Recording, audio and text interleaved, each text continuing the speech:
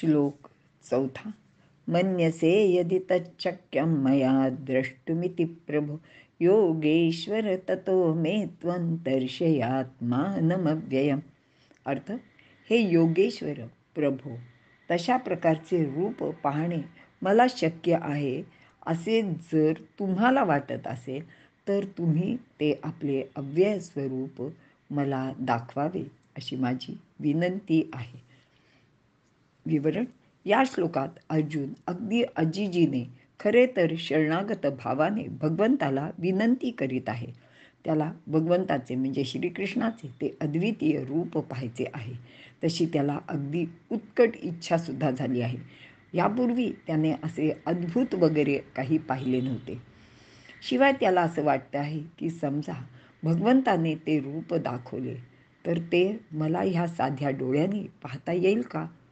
आणि त्याच्या एक गोष्ट अशी लक्षात आली की यापूर्वी भीमाने हनुमंताचे असे विराट रूप पाहिले होते, ते त्याने ऐकले होते.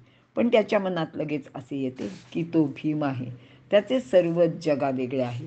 कारण त्याच्याजवळ खूप मोठे धाडस, अचाट साहस आणि खूप मोठे बळ आहे आणि त्यामुळेच त्याला ते शक्य झालं असेल.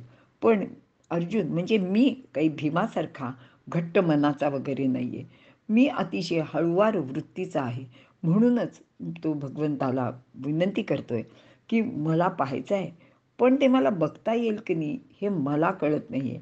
आणि ते भगवंतालाच कळते आणि ते त्यांनीच ठरवावे की मला ते बघता येणार आहे किंवा नाही. अर्जुनाने भगवंताला इथे योगेश्वर म्हटले आहे.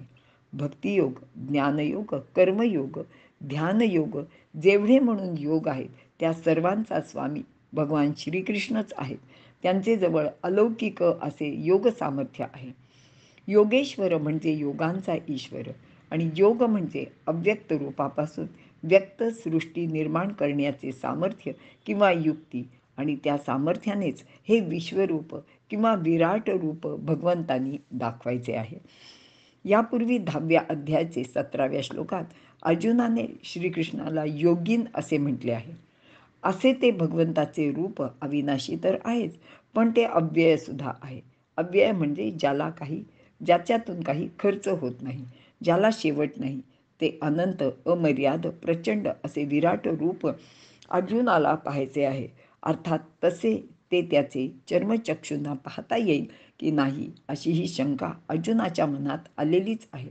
आणि त्यांनी तसं ते भगवंताला बोलून सुद्धा दाखवलं आहे.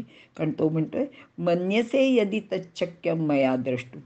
आणि जर शक्य नसेल तर भगवंतांनी तशी शक्तीसुद्धा द्यायला हवी असे अर्जुनाला वाटतंय आणि ते खरं पण आहे ना. पण कृष्ण तर त्याला लगेच म्हणतात की अरे ठीक आहे, तुला माझं रूप पाहायचं आहे ना, लगेच बघ, इकडे बघ माझ्याकडे, मी तुझे मनोरथ तत्क्षणी पूर्ण करायला तत्पर आहे. आणि पुढील श्लोकात भगवान आपले विश्वरूप दाखवायला सुरुवात करत आहेत आणि भगवंत अर्जुनाला काय म्हणत आहेत आणि काय दाखवत आहेत ते आपण पुढील श्लोकात पाहूया.